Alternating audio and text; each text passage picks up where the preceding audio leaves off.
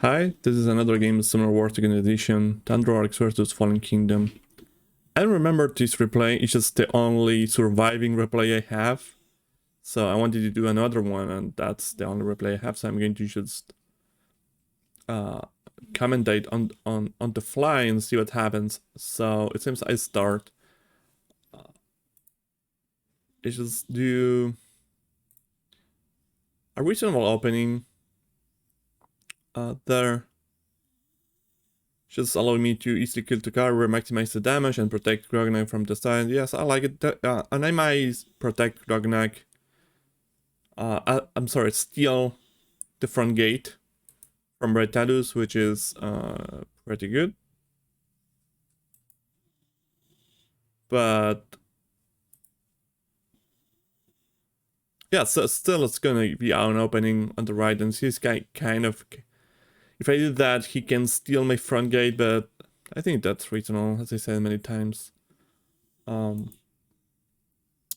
place a gate there, which is reasonable, which is because units from there can reach the side of the gate, and I have my shaman to protect the gate. Or one has always to remember that Fallen Kingdom has a lot of tools to re-steal front gates, and actually that's one of the Red Tattoo's strengths.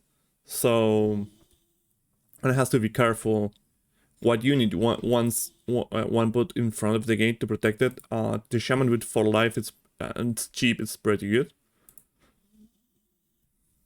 So let's see how the game goes on. Red Tattoo starts raising an archer, a few units. And yeah, going to try to steal the front gate. That's one of the strengths of the Fallen Kingdom. And definitely just the fighter becomes zombie, and now I lost the front of the gate. This is one of the reasons this matchup is kind of complicated, because Grognak, I think it's an even matchup. I mean, just not just going to say that both sides have strengths, but one of the problems that Grognak has is that the Fallen Kingdom can steal positions more easy than Grognak can, and that's going to be always the problem, because the front gates are very important for Grognak, and Grognak can still fight us, but it's not as easy. So let's move on.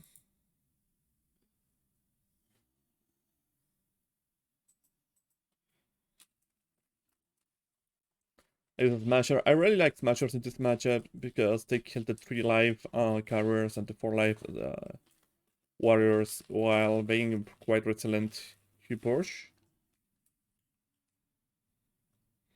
I think that's pretty fine for me. All high life units in front, just trying to lower the kind of targets for the carriers. I'm not sure I agree with this. I'm not sure what Fallen Kingdom is trying to do here. Oh, that's pretty reasonable, right? He attacked with the 5 attack and then protects it with the archer. Actually, that's a pretty good move. I really like it, now that I say it. It's lucky I have a charger to kill that and the archer, which is great. Otherwise, it was gonna be a big problem.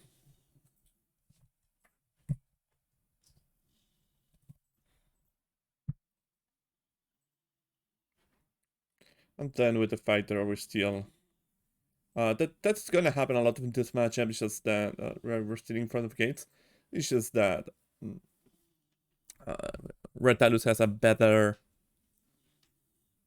tools to do that. But what the advantage of Grognak is that he has smashers, which are very good in this matchup. Actually, it's one of the matchups where it shines the most.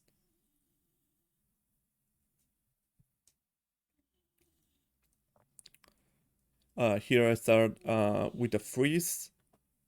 Probably there's a freeze is a good tool to. I'm going to stop a little. A good tool to sometimes you want to focus on killing a few units and not wanting to have to focus on that extra unit, knowing that it can do anything at that turn.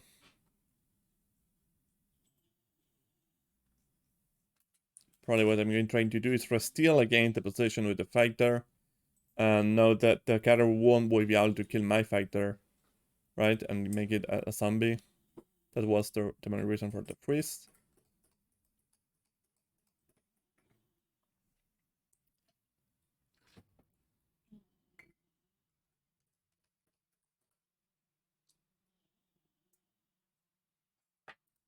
That's reasonable, doing a lot of damage to Grognak. It's very powerful, and there he can do a double attack. He was just very kind of unlucky that the archer didn't die. But yeah, it was a very reasonable move. I just and this is a reasonable move for Grognak, right? Just using a gate to control the front gate, because, like I said, I mean, if you're going to lose the long game, this stealing front versus front, because again, Red Tidus has the better tools for that. But sometimes you can fight it for a little, but eventually you need another plan. And just having a gate of playing the ranged game, which Grognak has stronger, is very reasonable. And this kind of setups of gates leads to more range versus range. And if you have the better range, then you're going to have the edge, which is, I think, what happens in this situation. Stealing the side of the gate. I'm pretty happy with this position. It's starting to look very good for me.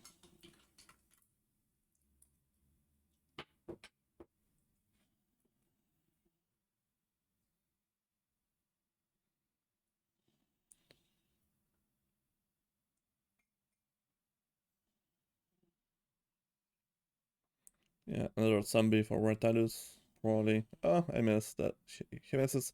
That's very important. And this is one of the reasons, right? This matchup is Grognak. I've talked a lot of the strengths of Red, but one of the strengths is this, right? Smasher can one-shot warriors. I don't know if it's gonna happen here, but that's very important. And yeah, he has a stronger ranged game, which is sometimes Grognak can use in his favor. So both sides have advantage. I think it's a very close matchup. Hopefully, yes, I did a one shot, and this is very brutal when that happens. The worst thing is that the smasher is also hard to kill, because cultists don't work. Purge doesn't work that well. Yeah, talking about cultists and Purge. Probably he's still gonna, yeah, good for it. I don't know, I mean, without Pyre, I don't know if it's the best. I would maybe do another approach, but like I said in another video, without watching the hand, I don't know what was the right play. Producing more zombies, which is always complicated, everybody knows. Lucky Grognak is very good at killing them, but mostly with Smasher, also Grognak. So basically, he has a lot of high damage. Other factions have more problems killing the zombie because the 3 life is not so easy to take in one shot. But that's not a problem for Grognak for the most part. Again, getting a lot of value, just doing a lot of damage. One of the things that they will notice is how in Grognak I use a lot of champions. I think the champions of Grognak are very, very strong. And yeah, they're cheap too, so you can have a very strong champ game while still having a very heavy common game. Here, he uses a lot value um, to kill my target, which is very good. It's sad that he doesn't have like an archer to protect Eludbal. And I have for Glorious Smasher, and I'm pretty sure I remember the game. I don't remember, but I'm sure the first thing is, yeah, I'm going to summon Smasher for Glory for 6 attack. I will have influence to affect them. One shot Eludbal is very powerful, and so it's likely enough. Then, yeah, it's a very reasonable move.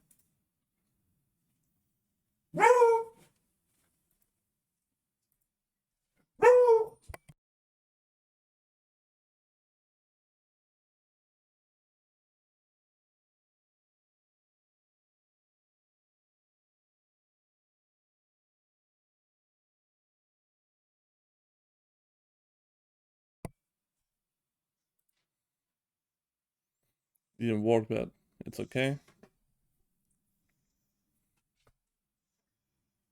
Yeah, that's the problem, right? Right now, Eludbal can just one-shot my Smasher.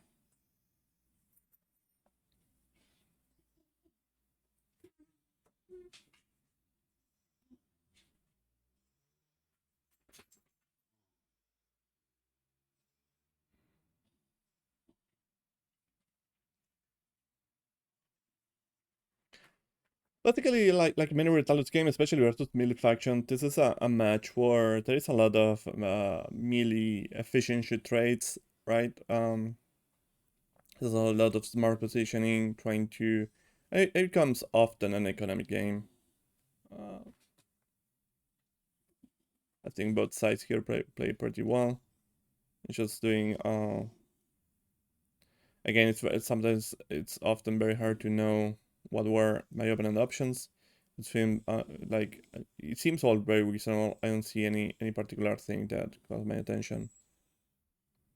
And yes, I found there an opening for Grognak. Grognak, I meant to say that about Grognak. Grognak should always lurk behind, just supporting with influence, and not just rushing it, but just trying to find ways to get value with his forward attack, and often it's just doing massive value with for glory, brutal force, and even when freeze, right? Just diving in, protected by freeze, but you don't have. I see many people rush with Grognak just too recklessly, and often that will end with Grognak just running for his life and just not trades.